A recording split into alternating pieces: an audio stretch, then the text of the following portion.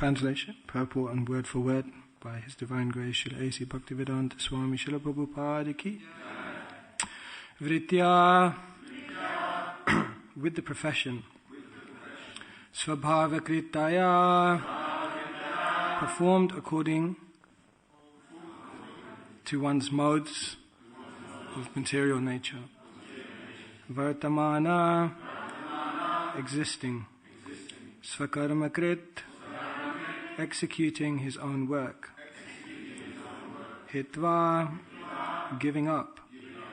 Svabhavajam, born from one's own modes of nature. Karma, activities.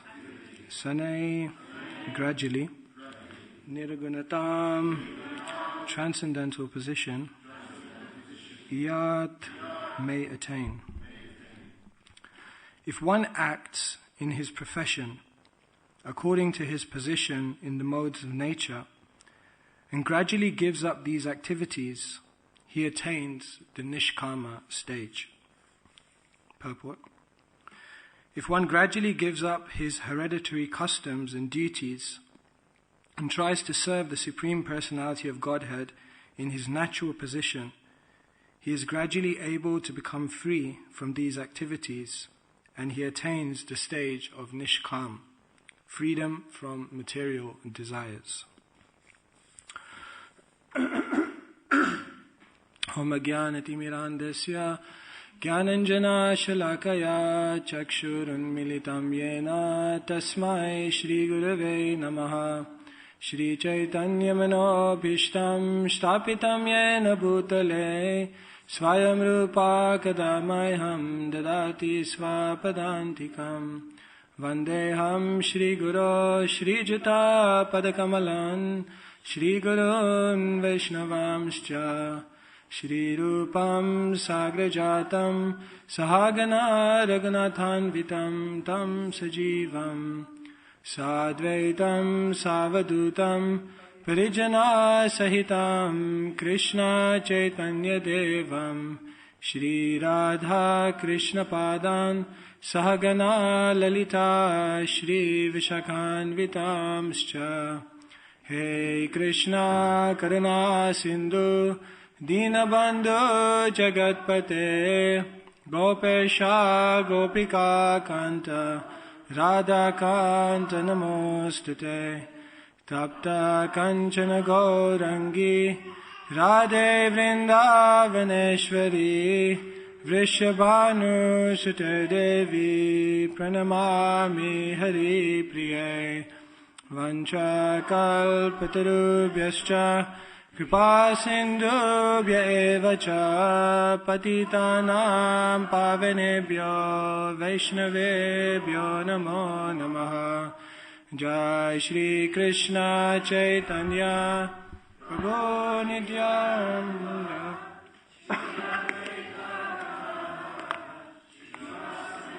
Gauda Bhakta Vrinda Hare Krishna Krishna Krishna Hare Hare Hare Rama Hare Rama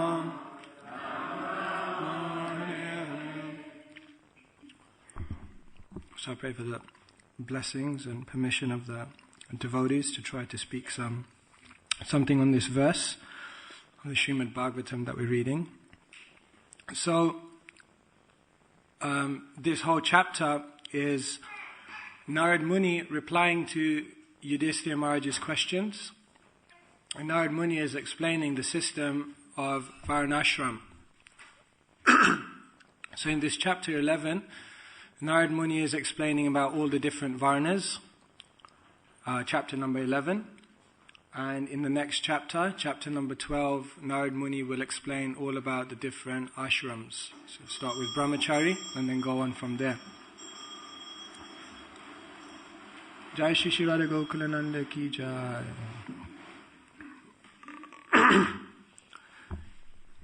So this is all very important to understand.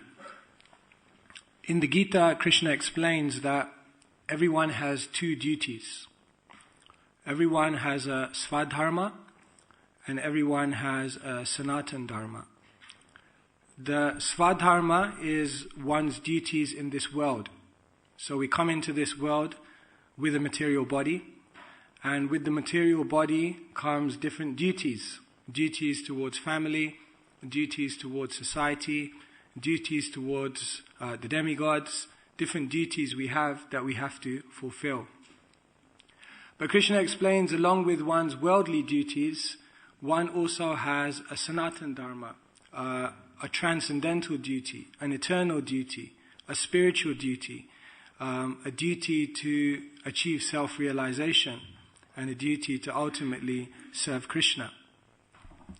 And what Krishna explains in the Gita is that one has to be able to do both side by side.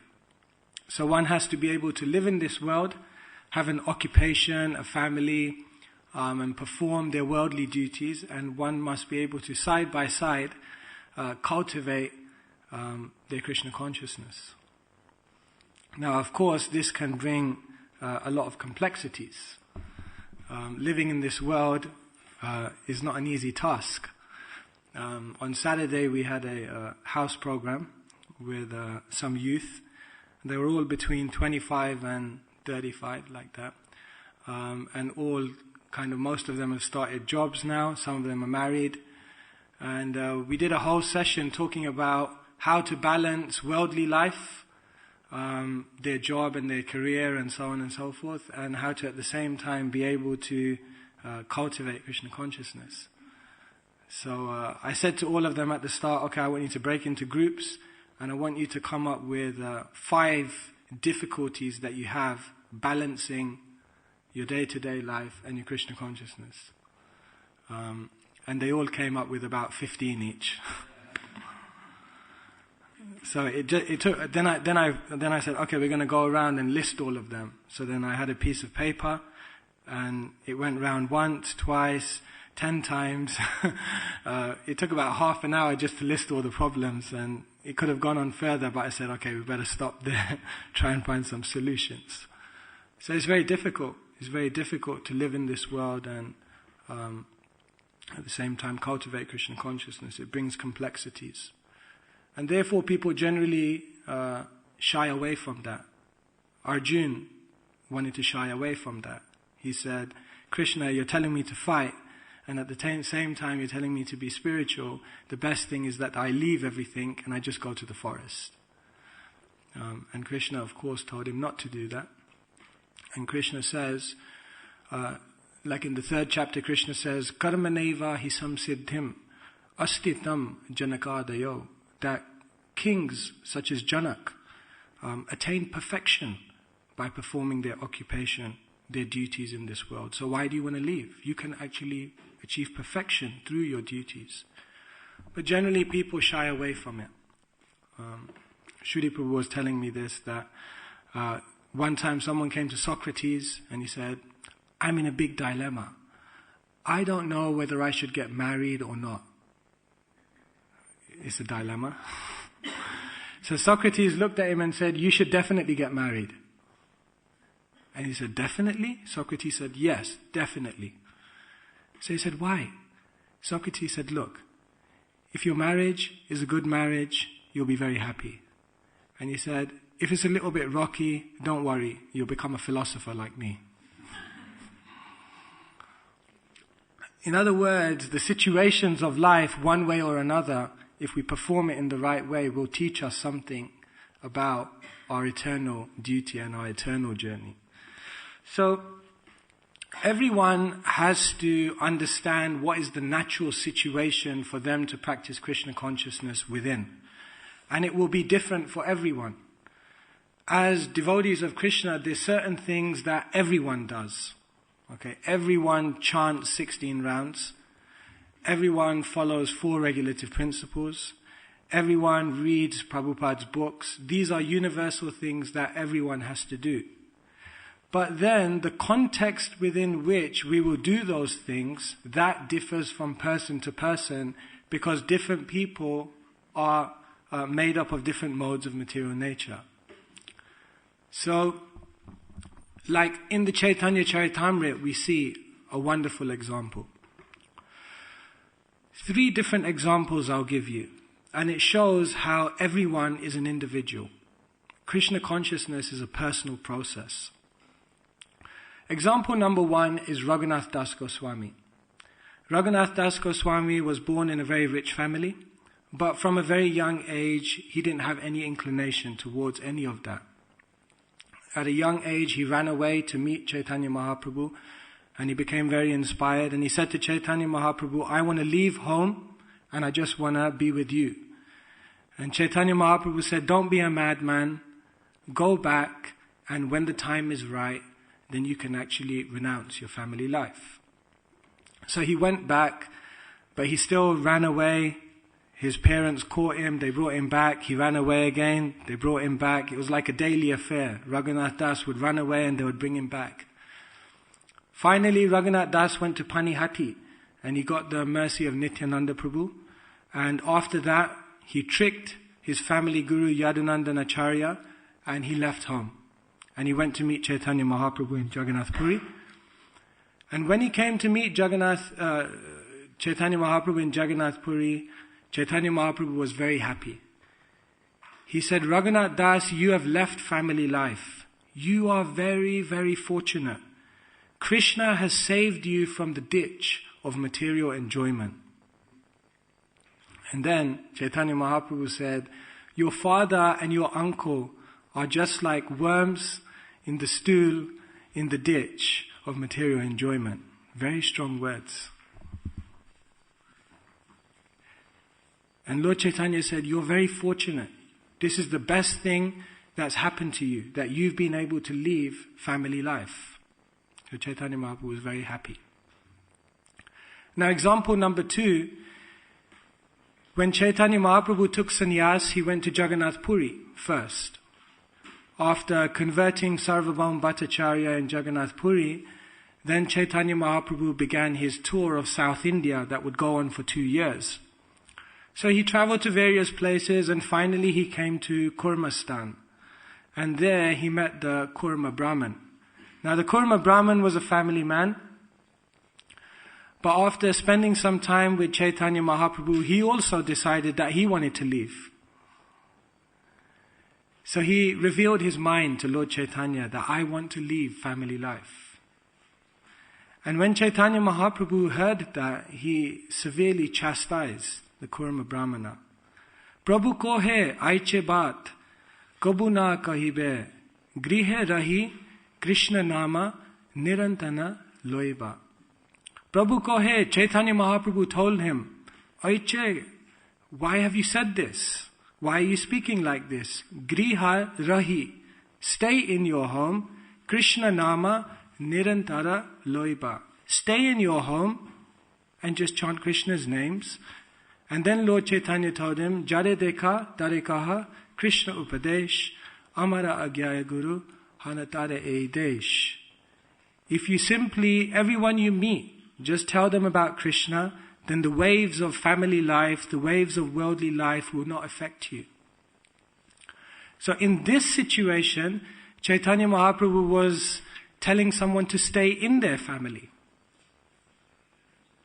Example number 3 is Raghunath Bhatt Goswami. Now when Chaitanya Mahaprabhu was traveling to different places, Chaitanya Mahaprabhu came to Benares. And in Benares, Chaitanya Mahaprabhu spent some time with Tapan Mishra. And Tapan Mishra's son, Raghunath Bhatta, had some association with Lord Chaitanya, and he also became very inspired. So after Lord Chaitanya left, Raghunath Bhatta was in severe separation. And at the age of 20, he finally had the opportunity to go and meet Lord Chaitanya. So he traveled to Jagannath Puri. And in Jagannath Puri, Lord Chaitanya was very happy to meet Raghunath Bhatta, and they ended up spending 8 months together. Lord Chaitanya could understand Raghunath Bhatta's mind as well, that he wanted to just spend his life with Lord Chaitanya. And what was Lord Chaitanya's instruction to Raghunath Bhatta? He said, you should go back home and take care of your parents, but you shouldn't get married. You should serve your parents, they're elderly, when they die, and when they leave this world, then you can come and join me. So it's very interesting to see this. Here are 3 examples. All of them wanted to leave home. To Raghunath Das Goswami, Lord Chaitanya was very encouraging. He said, "You've left home? Great, brilliant. It's the best thing you've done."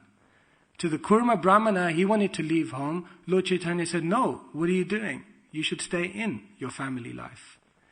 And to the third person, Raghunath Bhatta, he wanted to leave home. Lord Chaitanya says, "Okay, go back home, but don't get married, and then come later." Every single one of them had the same desire, but Lord Chaitanya gave all of them different instructions. Because Krishna consciousness is not stereotyped. It's not meant to be done in a particular way. It's depending on the person. Every person has their own spiritual journey and spiritual path to take. And why is that? Because in Krishna consciousness, everyone's an individual. Everyone has their own way of expressing Krishna consciousness. I always remember this episode from the Chaitanya Bhagavat, that as we know, Advaita Acharya was much older than Lord Chaitanya. He appeared before Lord Chaitanya. And Advaita Acharya was the disciple of Madhavendra Puri. And Ishvara Puri was also the disciple of Madhavendra Puri. And Ishvara Puri was Lord Chaitanya's spiritual master. So therefore, Lord Chaitanya's relationship with Advaita Acharya was in the mood that Advaita Acharya is a senior. He appeared before Lord Chaitanya and he's on the same level as his spiritual master. Therefore, Lord Chaitanya always gave very much respect to Advaita Acharya. Of course, Advaita Acharya knew that Lord Chaitanya is the Supreme Personality of Godhead. So he didn't want the Lord to respect him. Rather, he wanted the Lord to treat him as a junior. And therefore, Advaita Acharya devised a scheme by which he would be chastised by Lord Chaitanya. He thought, I have to put Lord Chaitanya in a position so that he will chastise me as though I'm a junior. This is what would really make me happy. I don't want him to treat me as a senior. So he thought in his mind that how can I make Lord Chaitanya chastise me? So he thought, what would really get on Lord Chaitanya's nerves? And he realized that if he spoke Mayavad philosophy, then that would really tick Chaitanya Mahaprabhu off. So in his house in Shantipur, where Advaita Acharya would teach many people, he began to speak Mayavad philosophy. Lord Chaitanya came to hear of it. Lord Chaitanya heard that Advaita Acharya was speaking Mayavad philosophy. So Lord Chaitanya said, I got to do something about this.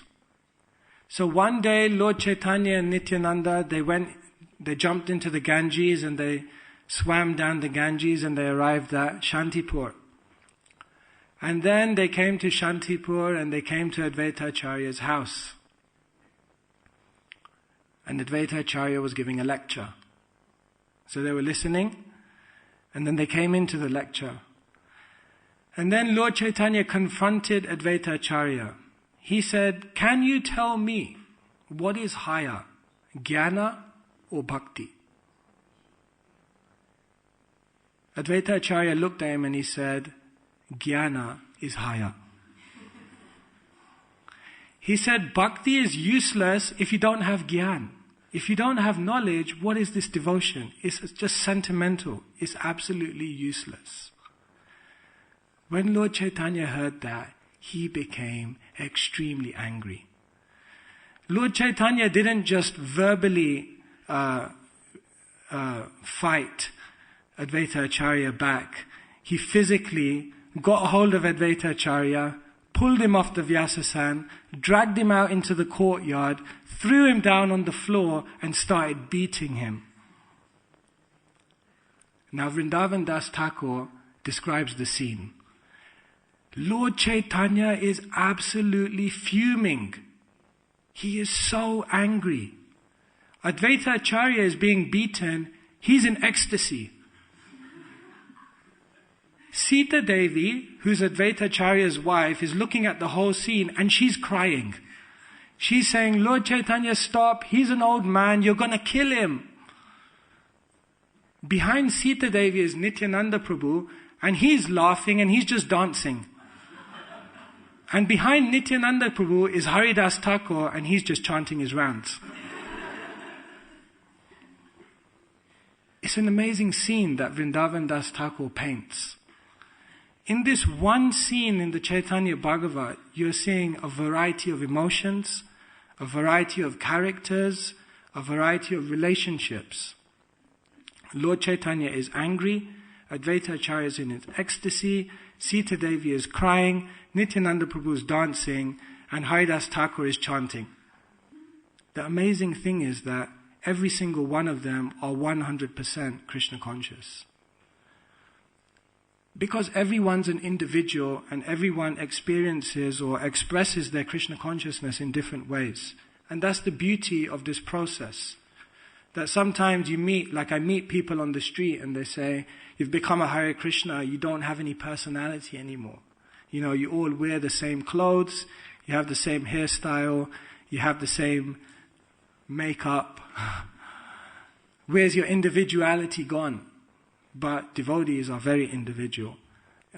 Just come into any Hare Krishna temple and you'll find out how individual the devotees can be. I remember 5 or maybe about 7 years ago, I spent some time living at Soho Street Temple.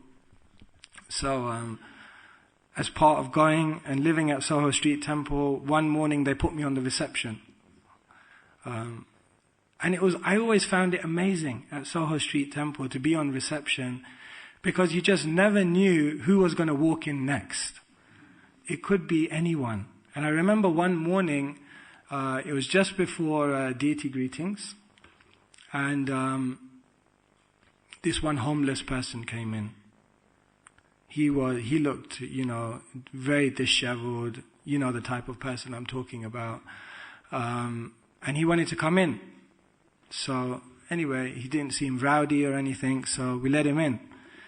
Straight after him, literally 10 seconds later, the doorbell rang again. And this time is one of the Hinduja brothers. And then I thought, okay. So then he walked up. And then after about 5 minutes, I had to go up, so I walked up the stairs, and then I looked through the temple room. And then I saw in front of Radha Landanishwar, there was this homeless man, and then there was one of the Hinduja brothers. Side by side, both with folded hands, both in front of Radha Landanishwar. And I thought, where else in the world would you find a scene like this?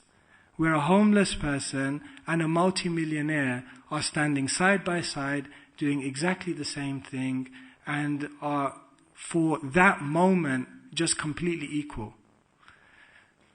That's the power of Krishna consciousness, that it can bring people together so that they're on the same spiritual journey, yet people can still be so different. So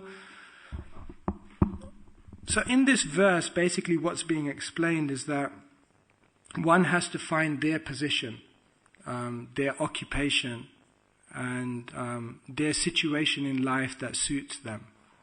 And we do that through introspection, through discussion with the Vaishnavas.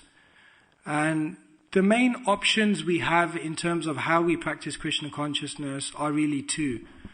Your varna, what kind of work you want to engage in, and your ashram, what ashram you want to accept. Do you want to live as a renunciate or as a family person? These are really the options that someone has in terms of how they practice their Krishna consciousness. So, it's possible to achieve perfection in any varna and in any ashram. In the Srimad Bhagavatam, the different Mahajans are explained. Swayambhur Narada Shambhu, Kumara Kapilo Manu, Pralado Janako Bhishmo, Balir Vayashikir Vayam. There's 12 Mahajans, 12 great authorities on devotional service. Swayambhur means Brahma. Brahma is a grihastha. Swayambhur Narada, Narad Muni, Brahmachari. Swayambhur Narada Shambhu, Shiva, Grihastha. Swayambhur Narada Shambhu, Kumara, Kumaras, Brahmachari. Kapila, Brahmachari. Manu, Grihastha. Prahlad, Grihastha. Janak, Grihastha. Bhishma, Brahmachari. Bali, Grihastha. And Yamaraj, Grihastha. It's quite interesting if you see the 12 Mahajans, they have completely different lives.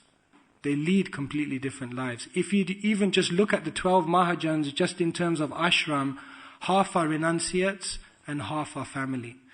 These things are given in Shastra to show us that one is not better than the other. It's just a question of what is most natural for the individual.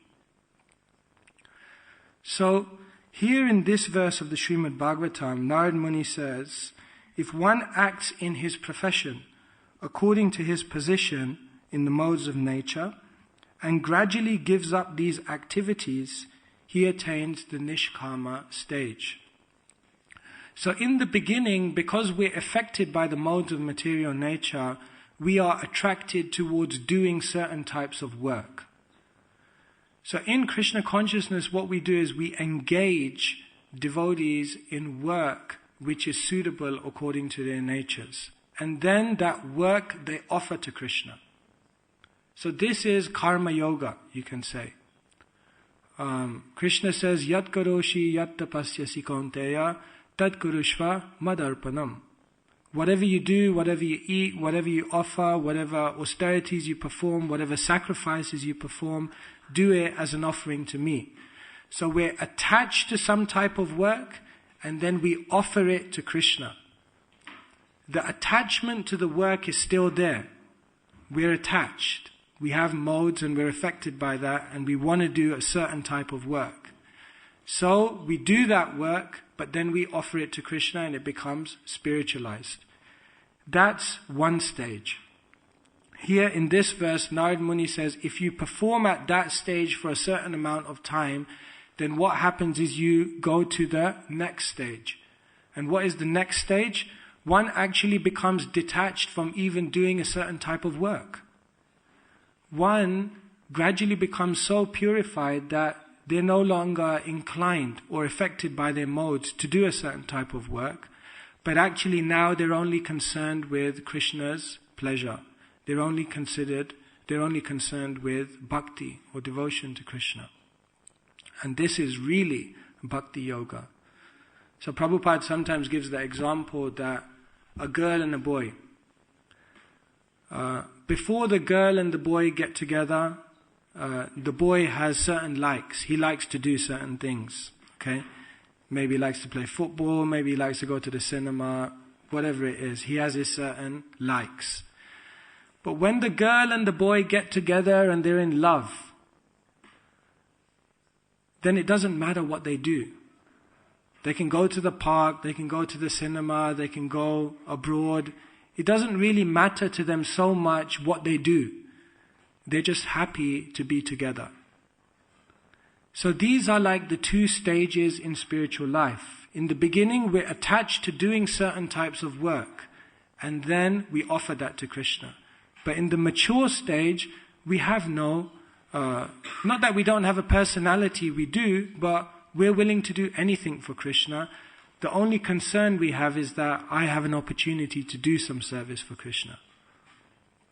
And in that way, we advance in our sense of spirituality like that. So, I did some research just to see how Prabhupada talks about how we should be engaged in devotional service. And Prabhupada was always very accommodating. He said, if you want to be a brahmachari, be a brahmachari. If you want to be a grihastha, be a grihastha. If you want to do this type of service, no problem. If you want to do this type of service, no problem. Prabhupada always was able to see different individuals and help them to find a position in spiritual life that was natural and inspiring to them. One thing Prabhupada did say, regardless of your ashram, regardless of your occupation, regardless of how you're practicing Krishna consciousness, one thing is very, very important. Prabhupada writes it in his letters again and again and again when speaking to his disciples. Prabhupada says one thing is very important, that you are fully engaged, that you're fully absorbed. Whether you're a grihastha, whether you're a brahmachari, whether you're doing this work or that work, one thing is very important, that everyone is fully engaged. Sometimes we give the example that a plane, if there's a plane which is going in the sky very quickly, and there's even a tiny hole, then what can happen is that the air can gush through that hole and rip the whole plane apart. So Maya is so strong that if we leave any small gap for Maya to enter, as they say, in like a needle, out like a plow, right? It could actually destroy someone's spiritual life. And therefore Prabhupada was very strong that the devotees should always be fully engaged, fully absorbed. And it's possible in all statuses of life for one to be fully absorbed. And Srila Prabhupada himself is the example of how one can be fully absorbed in whatever stage of life they're in. Like in Prabhupada's life, he went through different stages. He was a grihastha, then he was a mendicant in Vrindavan, renunciate, and then Prabhupada travelled to the west, and in the final days Prabhupada became very sick and he had to stay in one place. In every one of those situations, Prabhupada was fully absorbed. It's not that he was absorbed when he was a renunciate, but he wasn't absorbed when he was a grihastha. He was actually absorbed and fully engaged in Krishna consciousness in every stage of life. Like, as a grihastha, Shri Shri Radha Gokulananda ki jai, Shri Shri Sitaram Lakshman Hanuman ki, Shri Shri Gaur Nitai ki jai. Like we can take Prabhupada's stages of life and just see how he was absorbed in every stage. When Prabhupada was a grihastha, he had a pharmacy business. He had his pharmacy business and he would donate money to the Gaudiya Math. With his earnings, he would support his family and try to make them Krishna conscious. He would, in his spare time, help the Gaudiya Math to collect funds to develop their projects. In fact, when Prabhupada was staying in Bombay as a grihastha, he was actually helping the Gaudiya Math to even find buildings to start new temples and things like that. And Prabhupada was very expert. At that time, he was known as Abhay Babu. And he was very expert, and at one point, one of the sannyasis in the Gaudiya Math, he said to Bhaktisiddhanta Maharaj that Abhay Babu is very expert. He should just come and join us in the Math. And Bhaktisiddhanta Maharaj said, no, it's better that he lives separately from you. In the future, he will do everything, Bhaktisiddhanta Maharaj said. So Prabhupada was very expert. Even as a householder, he was helping with so many different preaching activities. As a householder with a business, Prabhupada started the Back to Godhead magazine. He wrote the manuscript, he edited the manuscript, he got it published. Even that logo that we see on Back to Godhead, where Lord Chaitanya is, the lights coming down and the people are there, that logo was even designed by Prabhupada. Prabhupada even designed that logo. And Prabhupada started this magazine, Back to Godhead, as a grihastha. As a grihastha, Prabhupada would even write to the president. He wrote to Mahatma Gandhi. He wrote to Nehru. Prabhupada would write letters to all of these dignitaries, trying to win their support for the cause of spreading Krishna consciousness. In so many ways, Prabhupada as a grihastha was fully absorbed. Also, as a grihastha, Prabhupada was preaching. Prabhupada would go, and he was known as a great lecturer. Prabhupada was known by all the members of the Gaudiya Math as a very learned and very wonderful preacher. one of the brahmacharis of the Gaudiya Math, he explains, he used to go with Prabhupada for preaching engagements. His name was Govinda Brahmachari, and he later became a sannyasi in the Gaudiya Math. And he explains that he would go on preaching engagements with Prabhupada. At that time, Abhay Babu. And Prabhupada was known to be very experienced and learned. But when they would go to the preaching engagement, Prabhupada would say, "You're a brahmachari, you're in saffron, so you should give the lecture." And Govinda Brahmachari, he would say, "No, I'm just a new brahmachari. You're older, you're more experienced, you're more learned, you should give the lecture." So then he said that we came to an agreement. And what they would do is, Prabhupada as a grihasta, and Govinda Brahmachari as a new brahmachari in saffron, they would go to the preaching engagement, and Prabhupada would say to the brahmachari, "You sit on the Vyasasan." So the brahmachari would sit on the Vyasasan, and Prabhupada would sit next to him on the floor. And then Prabhupada would give him the mic, and he would say, "Okay, you recite the verse." So then Govinda Brahmachari would recite the verse, and then Prabhupada would take the mic, and then he would give the lecture from the floor. And then after giving a half an hour lecture, Prabhupada would give the mic back to him, and he would tell the audience, "Now everyone should take his blessings. He's a renunciate."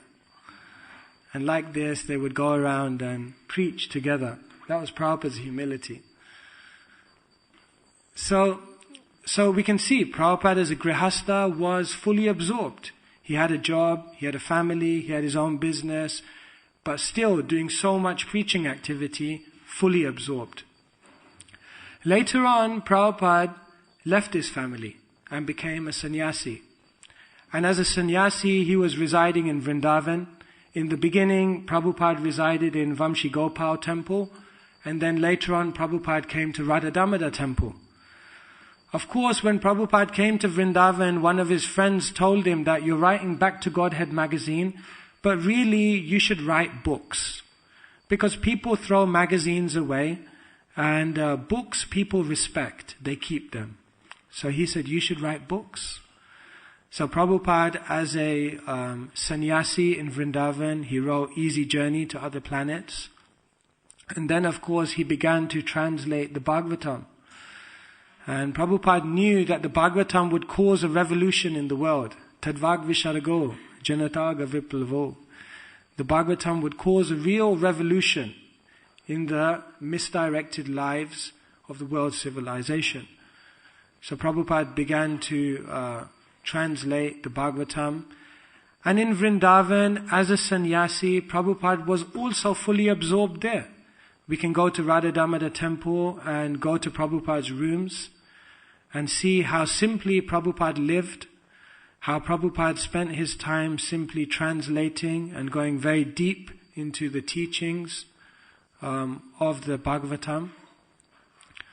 And we see that there at Radha Damodar temple, Prabhupada was fully absorbed trying to attract the mercy of Srila Rupa Goswami for his preaching mission. And I always remember that wonderful picture of Prabhupada in his kitchen at Radha Damodar, taking prasadam and looking out of the window, looking out at the samadhi of Rupa Goswami. So, Prabhupada, even as a sannyasi in Vrindavan, fully absorbed. He would go from Vrindavan regularly to Delhi, and he would go back and forth trying to publish his Bhagavatam. And in Delhi, he was trying to make contacts so that he would eventually be able to go to the Western world. And so Prabhupada, as a sannyasi in Vrindavan, was fully absorbed. Finally, when Prabhupada got the breakthrough and he went to the West and he began traveling and preaching, he was fully absorbed as a preacher. I always remember that chapter in Satsvarup Maharaj's biography where he calls Prabhupada the Jet Age Parivrajacharya. So Prabhupada was like that, fully absorbed.